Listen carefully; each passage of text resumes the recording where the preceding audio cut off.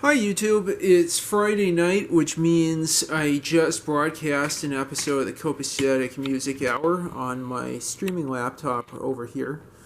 That is a Toshiba Satellite L455 something or other that was e-waste given to me, and I've used for broadcasting the Copacetic Music Hour for 3 years now. I'll probably need to replace that at some point, but anyway, I just wanted to show you that before I get to the main focus of tonight's video, which is this kitty over here who's cleaning herself. I'm just kidding, lighten up. The real focus of tonight's video is inspired by Nino Ivanov of Alone in the Kitchen by Nino Ivanov.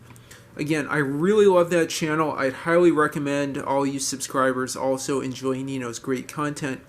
He's been doing a lot of fun stuff with his cat. No, I'm just kidding. With with his Asus Eee PC 701. And it got me thinking that that Nino's not the only cool one on YouTube. I'm sort of cool because they said so. I also have an Asus Eee PC.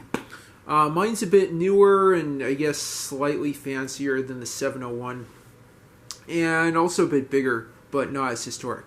I have a Eee PC 900 HD with, humorously enough, a 900 MHz Celeron 32-bit processor and a 160 gigabyte spinning platter hard drive running Lubuntu 18.04.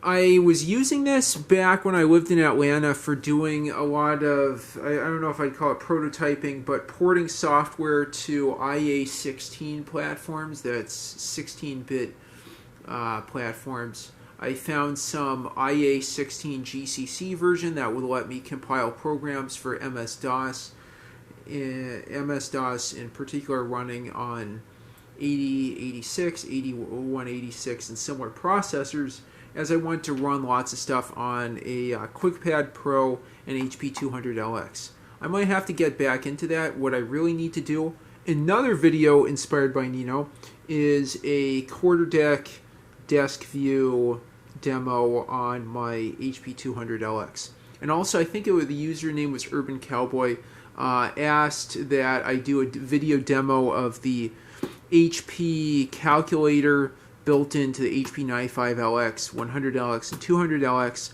I have not forgotten that. I've just gotten super busy and super distracted and very ADD. I will come back to that as well. Okay, so we have the power adapter already plugged in because I plan ahead for things. I planned ahead for this video. Let's open up the box. The battery, when I got it, still had a charge, but then I think I let it discharge, so it doesn't anymore. But for what I've done with this Eee PC, it doesn't matter. Let's see. Oh man, why am I not opening up the box? Okay. Yeah. Is there anything here about it being It's just stuff about the color. Yeah, you can see it is a 900 HD. No lies. It originally had. It originally had 1 gig of DDR2 RAM, but I upgraded that to 2 gigs of RAM. Okay. I still have it in its original squishy foam. That's the technical term. Let's get it out of the squishy foam and close this thing up and plug it in. I don't think there's still 32-bit Lubuntu Linux, so as Nino points out, it's necessary to find alternative Linux distributions for this machine. Okay, so let's just take a look at this. We've got, I could, even do radio broadcasting here. There's a microphone jack, a headphone jack, USB 2.0, Ethernet on the back, just the power supply there, VGA out, 2 USB 2.0 ports there, and then an SD card slot, and I have, I believe, a 128 gig SD card just for backups, and hopefully that's still good. It should be. Okay, so let's plug this thing in and turn it on. Will it boot? Nice triple E logo there. You can see it's definitely an Asus product. Let's get this thing open. And, ooh, it's already doing something. We got some American Megatrends BIOS action there. Let's run setup. Yeah, I probably do need to change the system time. It is, oh wow, 23 tab 23 26. Let's call it that. And then the system date 12. Enter 6. Enter 2024. Enter. And now I need an F10. Yeah, I'm going to save and exit. And hopefully this thing will boot. Hopefully the cat will boot. I think my cat booted up. I don't think my cat has any stack overflows. Shangle, do you have stack overflows? Do you have errors?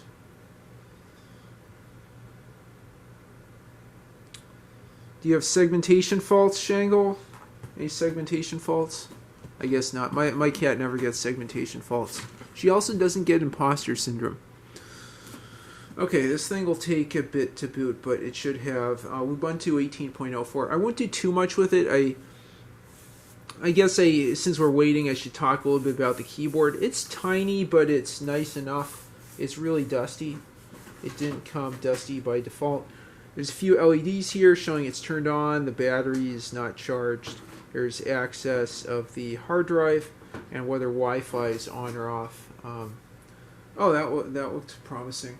I should get some sort of some duster or something. My cat is back on my lap. You know, my cat's furry. Maybe she could dust it for me. Oh well, that's not too exciting. I'll just, yeah, you don't want to see me doing that. Okay, well, hopefully this thing boots up.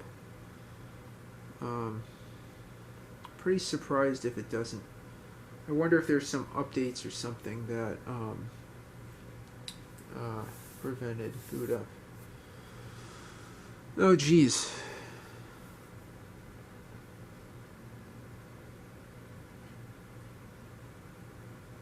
I don't recall what the boot up time was when I first had this. Oh, I saw the Wi-Fi light came on. That's a good sign. Yeah, that light down there.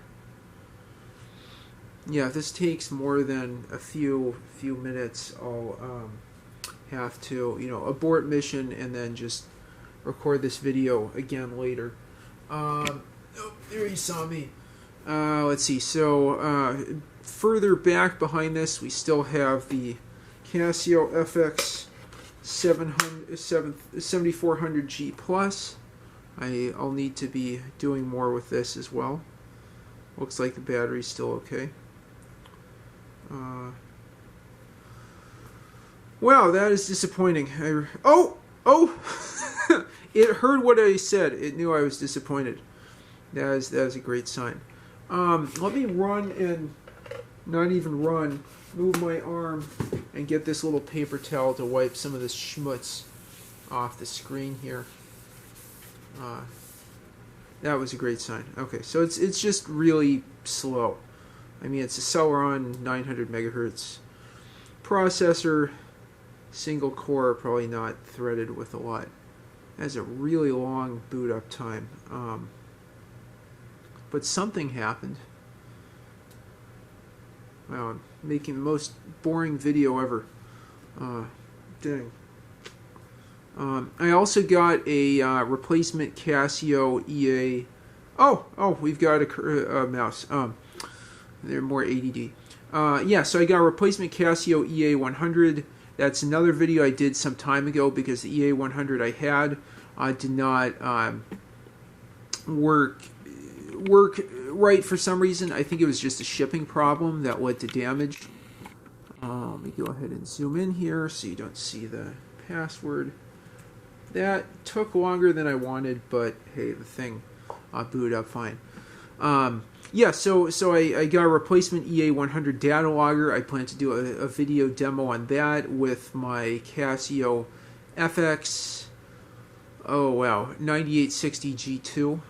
I have not forgotten that.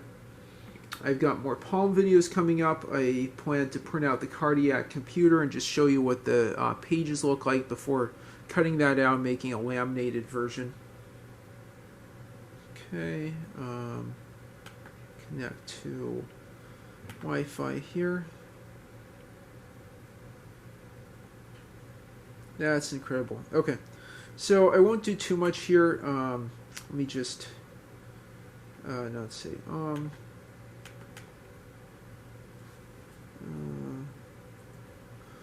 okay, hope I can get some Wi-Fi.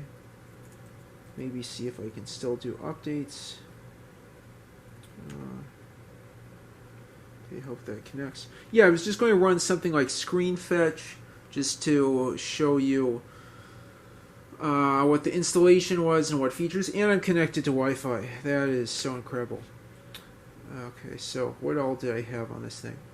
I think I was also planning to use this for some ham radio type stuff back when I was still doing that. Let's see, games, graphics. I had R on this. That's incredible. Yeah, I had a ton of games I installed. It's a nice little machine. I mean, it's pretty good for what it is. Okay, so accessories.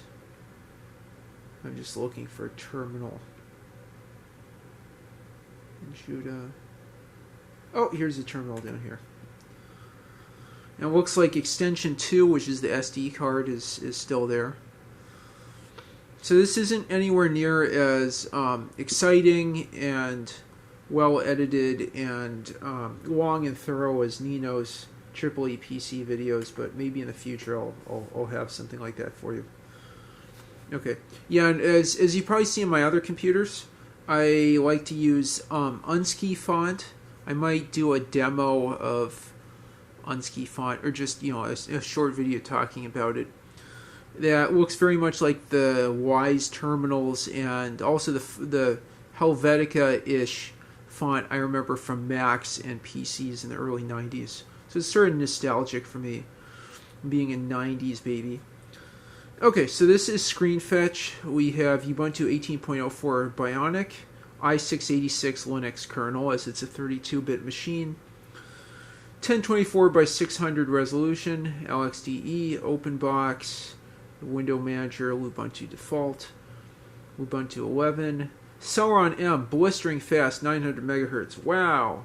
Intel 915 GM GPU, and just 300 megabytes taken up out of 2,000 megabytes. That's really impressive as far as RAM. I did upgrade this. It was a pretty easy upgrade from 1 gigabyte of DDR2 RAM to 2 gigabytes. Let's see if I do INC F here, what we get. But I know Nino was having a lot of issues with his Eee PC 701 having a 4 gig SSD, and thus he had trouble installing Slackware. I think it was taking up something like two out of 3.5 gigs available or something. Battery, we can see graphics card Intel 915 GM, audio. The network card is a Realtek WLAN controller. HDD total size 160 gigabytes for the main hard drive, and then 125 gigabytes for the SD card. And let's just, to wrap this up, I'll do sudo apt update, see if I can still do that. Oh, I clicked there. Yeah, it's not a bad keyboard for what it is. Okay. Since we have Wi-Fi. And I'll just close with that. I hope you enjoyed this video. I hope it wasn't too boring. I know a lot of this was just me babbling while I was waiting for the laptop to boot. But that was a lot of fun. That turned out better than I thought it was. I enjoyed sharing this experience with you all. Now you get to watch that on YouTube, and maybe I'll try and do some more Eee PC videos in the future. Maybe even something where I go through the IA16 GCC port, or seeing if there's another version of Linux. Oh, I know something. Anti-X Linux works great in 32-bit systems. Nino, I might recommend that to you. If it might end up being too big, that's the problem. But that's a great minimal Linux distribution for 32-bit systems. I have on my Samsung Q1 and Panasonic Toughbook CFU1 that I've talked about in previous videos. Okay, let's see if there's... I bet there's a shit ton to update here. And I think I'll wrap up the video in a few more seconds. If you have any, 423 packages to be upgraded. That's I'm not making a YouTube video of that. If you have any experiences with Eee PCs, leave them in the comments down below. Please like and subscribe as always, and thanks again for watching.